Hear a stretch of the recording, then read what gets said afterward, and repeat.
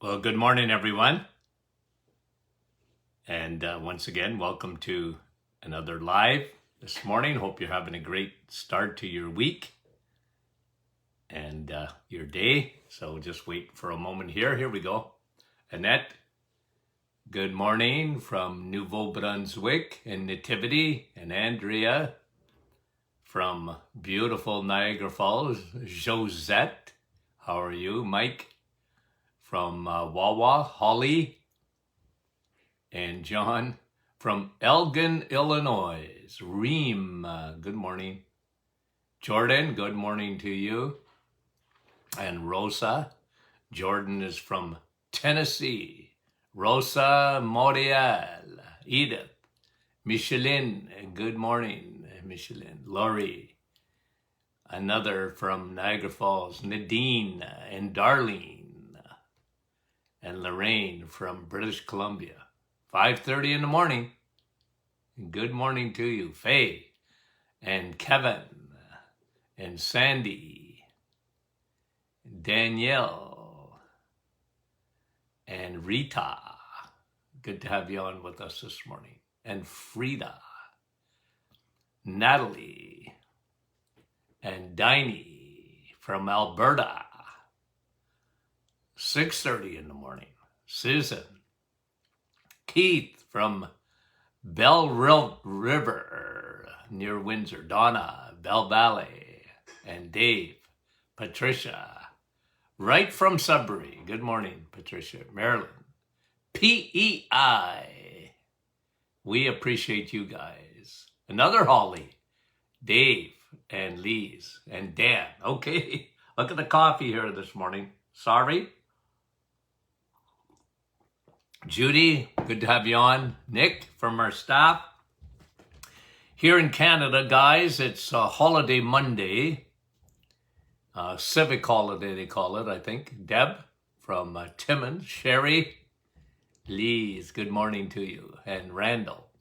Okay, so let me, hey, we got a good crowd in spite of the holiday in Canada. Or is it all over Canada?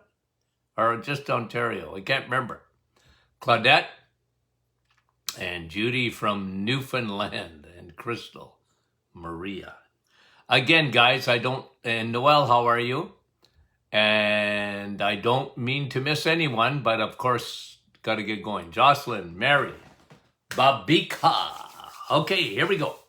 And I'll come on and say hi to the rest of you afterwards. I want to bring to you a study I read over the weekend. I flagged this on, I think it was Saturday.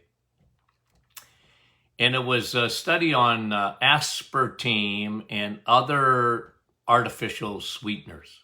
Okay? Now, you guys know that on the reset, if you didn't know it, I'm going to repeat it. I don't want no artificial sweeteners. The idea with the reset is there's a lot of things going on. And one of them is detoxing. It's a body's 30-day, cleansing. And I know a lot of keto and keto recipes and whatever will call for some artificial stuff. And I really try and get you to stay away from that for 30 days. And I really want that body to detox from anything that is not real. Now, it's pretty hard. I don't care what planet you live on. It's pretty hard to get pure foods in this day and age. I get that. But as much as possible, and this is why I don't like the flavored drinks or whatever, because they might be 0 calorie, but that doesn't make them good for you, okay? So I really try and emphasize, do a detox. Get your body used to drinking water and coffee and tea if you like it, okay? And one of the things we often talk about is just forming new habits. It's amazing what happens when you form a new habit. It's amazing how you get used to things. It's never easy to start, and I get that. I understand all of that. But I really try and get people off the artificial stuff as much as possible. Okay. Now, one thing this study was showing on especially in diet sodas and stuff like that, there's two big changes that occur. And one of them is in the brain. One of them is in the brain. Maybe both of them in the brain because you got microbiome all over. But I'll leave the microbiome for a moment. And the first thing they talk about is one of the things that in all these artificial sweeteners, taste like sugar and some of them look like sugar and whatever. We already, you don't have to spend a lot of time with me before I'll talk to you about what sugar does to your body.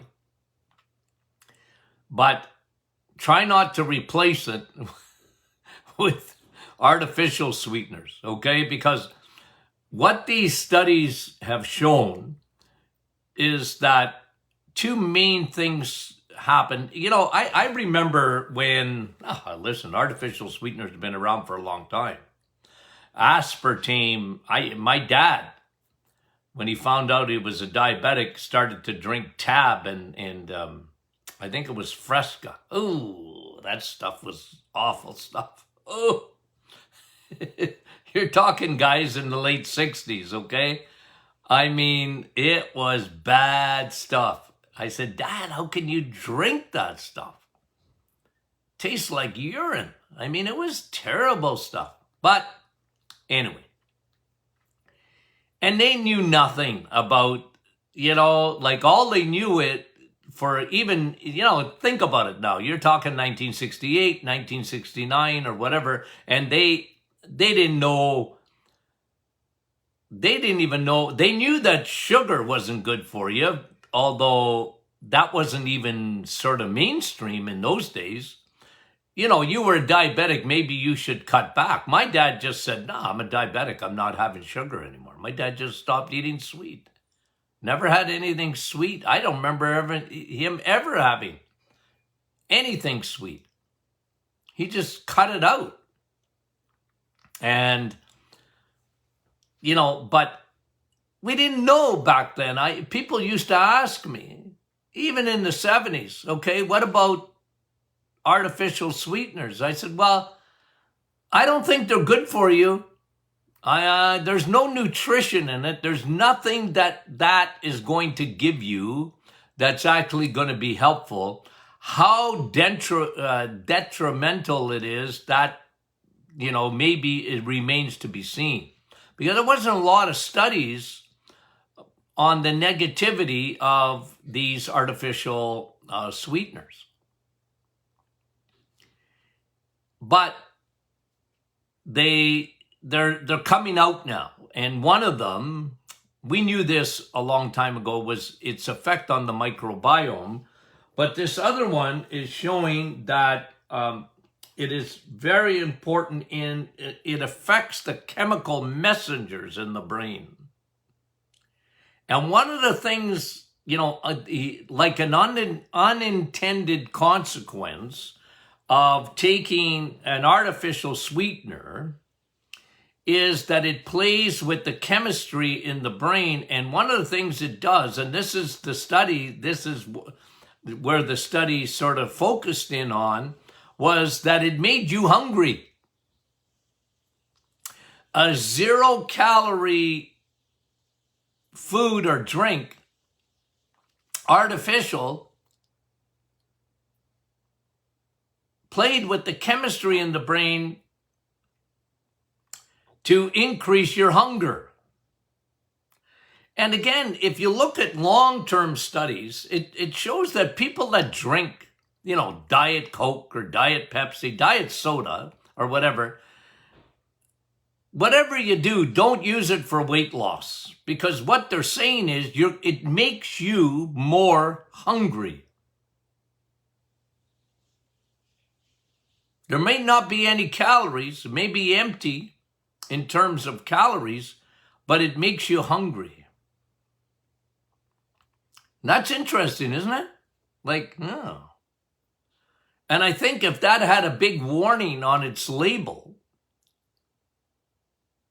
and it should, people might have a much less tendency to, and again, I tell people, look, get used to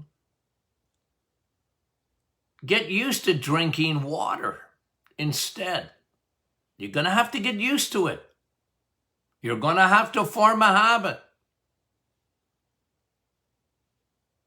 Now, this Dr. Roberts, in Florida, I believe, he did a 1,200 patient study with aspartame. Here's what he found.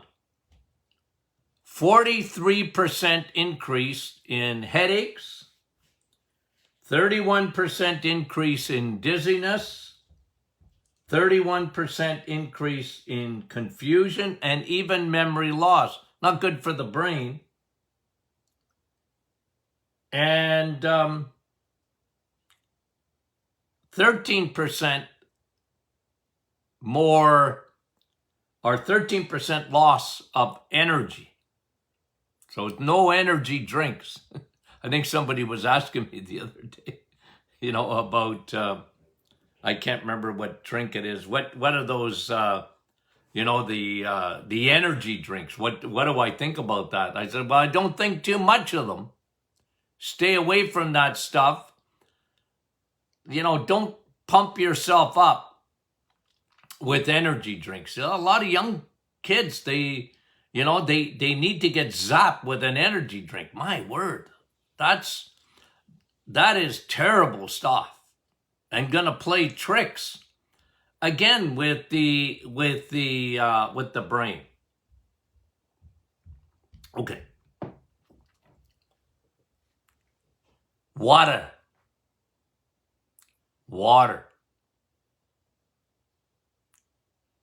Your body is like planet Earth.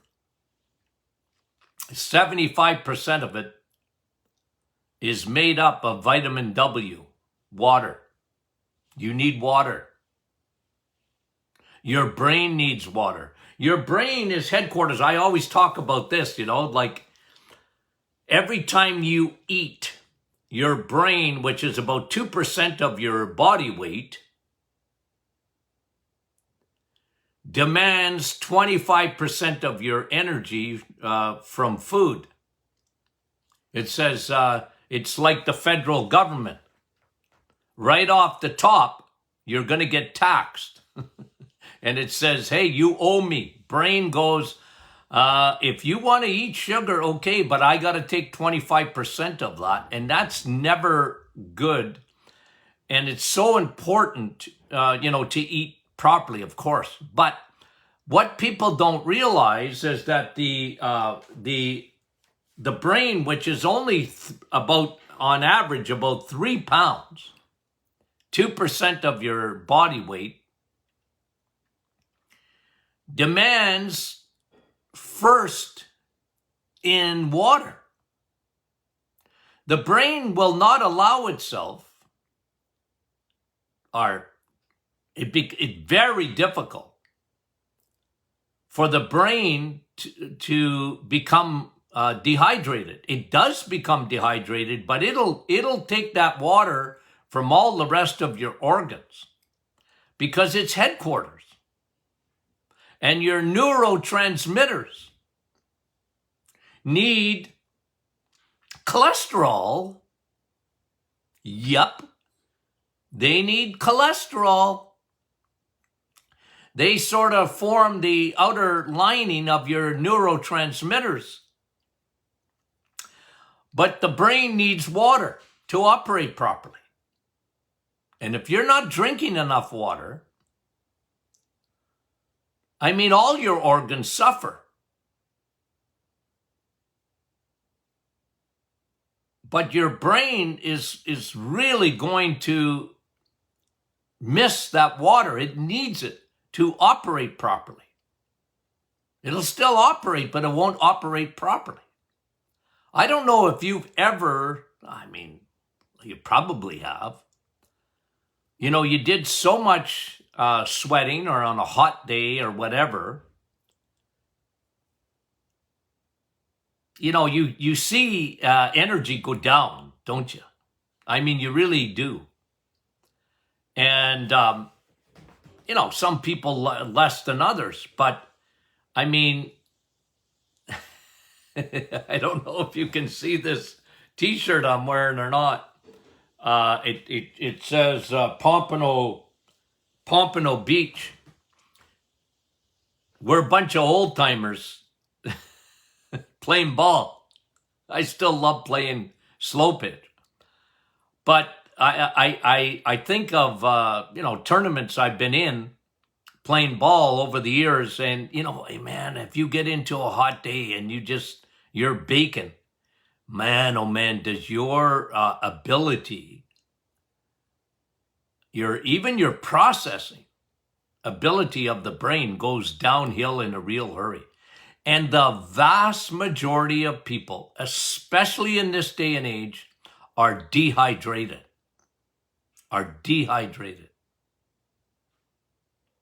And they need water. They need H2O. And remember, only water is water.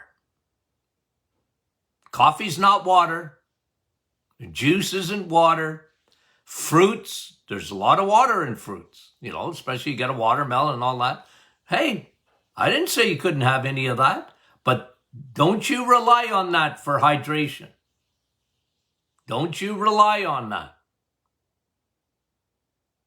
Because, you know, a lot of times, especially if you read in a lot of, you know, medical textbooks and this and that, you know, they'll tell you to drink plenty of fluids. Okay, plenty of fluids. And some might say water, but they, you know, a lot of times, like, they don't differentiate. So when you see, oh, look at coffee, right? Like that's what, at least 95% water? Tea, 95% water, right? Like watermelon's probably 95% water in watermelon. But your body uses it differently. I'm not saying, okay, again, I'm not saying coffee's no good for you. Of course it is. It's vitamin C, the true one. Did I tell you about the study the other day? 3 to 5 cups of vitamin C coffee. A decrease in Alzheimer's. I flagged it. Did I tell you about it? Yeah. Another study. I think I'm up to over 150 now. Okay? On the benefits of drinking coffee. But coffee's not water. You know I've said that. It's not water. There's water in it, but it takes a different route. Your body is built for you to drink water.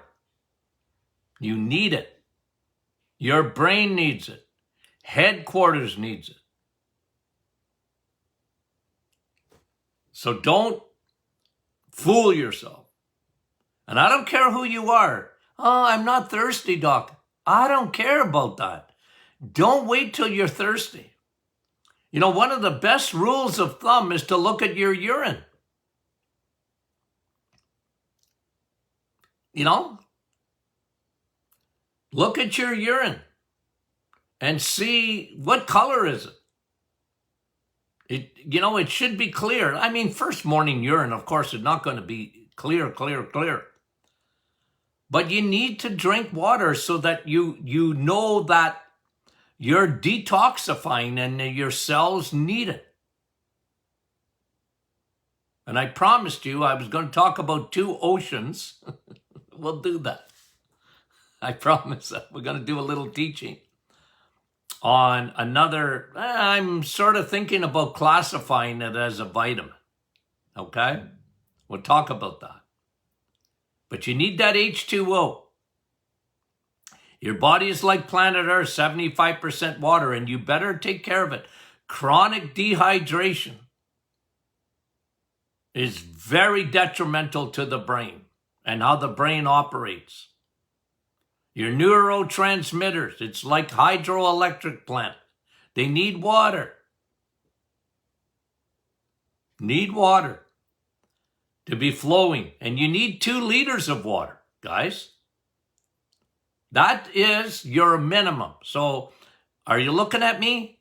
I don't care where you are and who you are. You need a minimum of 64 ounces in the United States of America. Or for my Canadian friends, you need 2 liters of water a day. Now, some need more than that. If you're sweating, if you sweat easily, if you're going to work out, which I hope you do, you need that vitamin W. And you're we've often talked about that blood-brain barrier. It's fascinating. But when you're dehydrated, your blood-brain barrier is compromised. You're not washing the toxins out, and they'll get across that blood-brain barrier much more readily. Water will clean your kidneys out. Think of your kidneys as Niagara Falls. For those who are watching this morning from Niagara Falls. I don't care if you go at 2 in the morning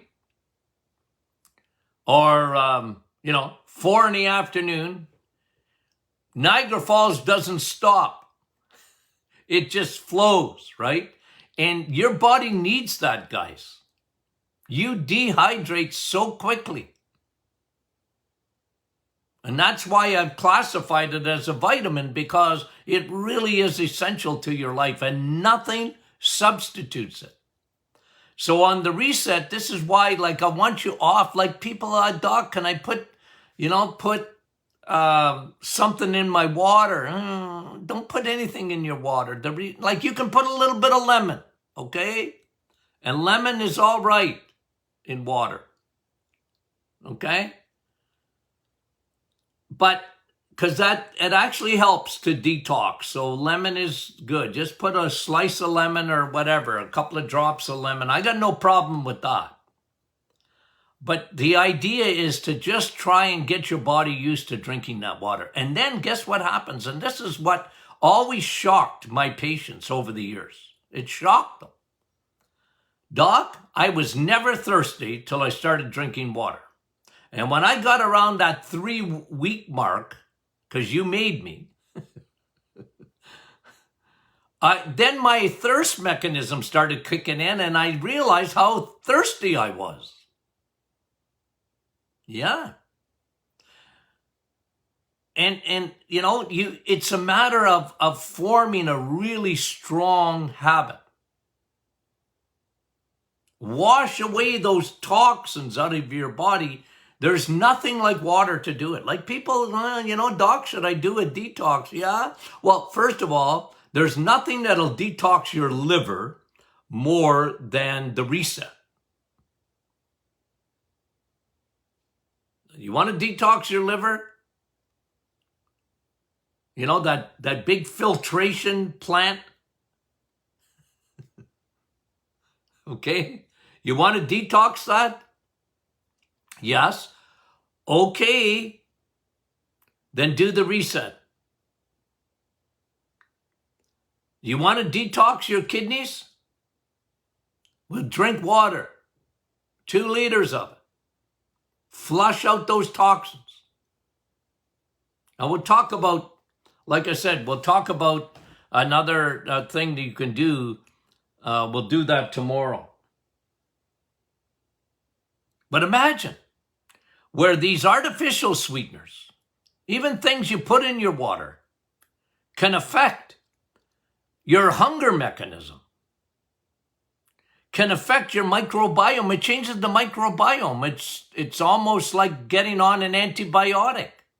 Antibiotics change the microbiome. They kill your friendly bacteria, but the What the aspartame and these other ones do is they change that microbiome.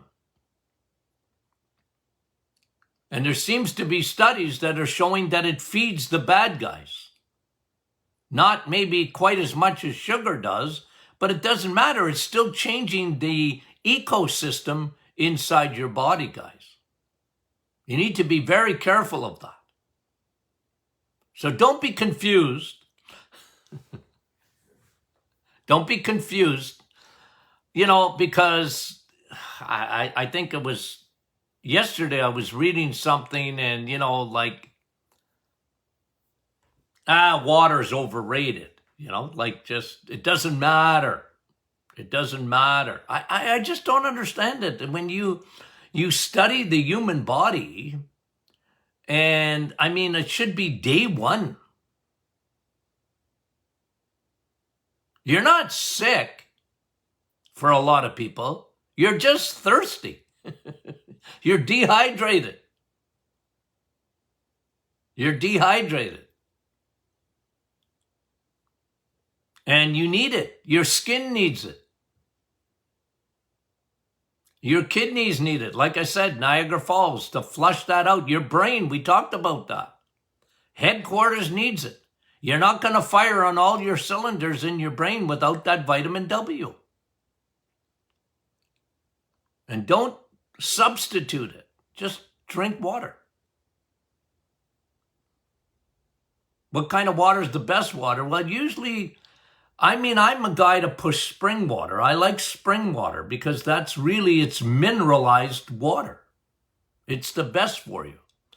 If I was you, okay, and again, water's good, all water is good, but I don't like, when they take all the minerals out, either by reverse osmosis or whatever. I don't like that. Don't demineralize your water. You need those minerals. And if you're going to drink tap water, I recommend that you filter it. You don't have to spend a fortune filtering it, but I would filter it, get a Brita or whatever, one of these water filters, and filter your water. And then I would add a pinch of salt to it. Mineral water is, its pH is higher. And you can, there's some people that have talked to me about different machines that, you pay a few $1,000 for, and they want me to, what do you think of that, Doc? Well, I said, look, if you got that kind of money, good for you, but I'm going to talk in generalities. People don't need to do that. Did you ever think, if you're my age, okay? Okay? If you're in my generation pushing 70, did you ever think in your lifetime that you would ever pay for water? You know what I mean? Seriously, because when we were kids, I probably spent more time drinking out of a hose than anything else. I think it was the only time I ever drank water when I was a kid. You know what I mean? Is when we were dying on a baseball field, or we were playing outside or whatever, and we just turned that hose on and drink out of a hose. Did you ever think that there would come a day that we would go and buy water at a grocery store or something like that? It's unreal, isn't it? But it's a vitamin. Your body needs it. And I showed, into the thousands of people. Because one of the things that I used to do with that microscope, you see that one right behind me here, is we would show them, patients, their blood on the screen. And I used to often tell patients, I said, you see your blood up there on the screen? Yeah. Your blood is thick as molasses. You got 60,000 miles of blood vessels there for that blood to go through, and you're as thick as molasses. Your viscosity, your blood's too thick. You're making your heart work for nothing. Your heart's going to work anyways, but why do you want it to work harder? Vitamin W will help your blood vessels. It's one of the best things you can do for your blood vessels. Make the blood, you got 60,000 miles.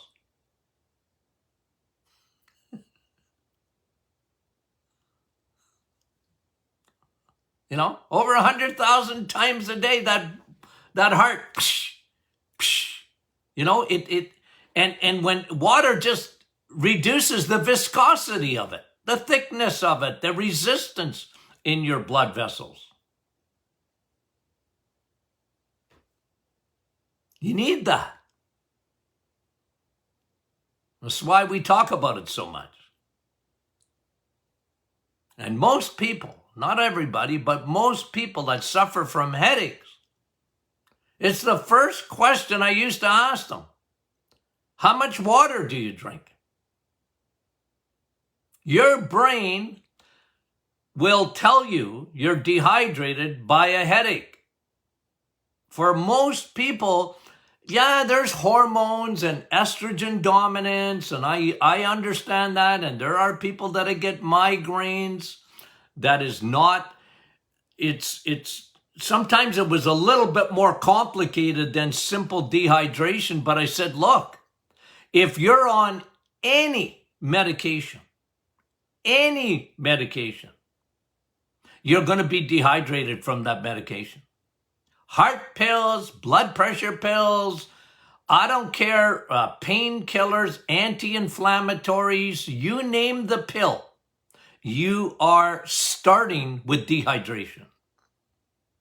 It will suck the water out of your body.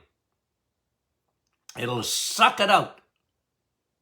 And you need to replace that. You need to replace that. And the best habit you can get into is get up in the morning, and before you allow yourself a coffee, have 16 ounces or a half liter of water to start. That's what I do. It's just a great habit. Okay. I hope I convinced you to drink water. Okay? Spring water's the best. You can drink it out of your tap, but make sure you filter it. I really want you to filter water. I know in Sudbury, boy, I think we use about 2,100 chemicals in the city water. So filter that out. Filter that out. Get it cleaned up. And then add a pinch of salt, Himalayan salt or a good sea salt. It's a little pinch in there. Okay. Okay, guys.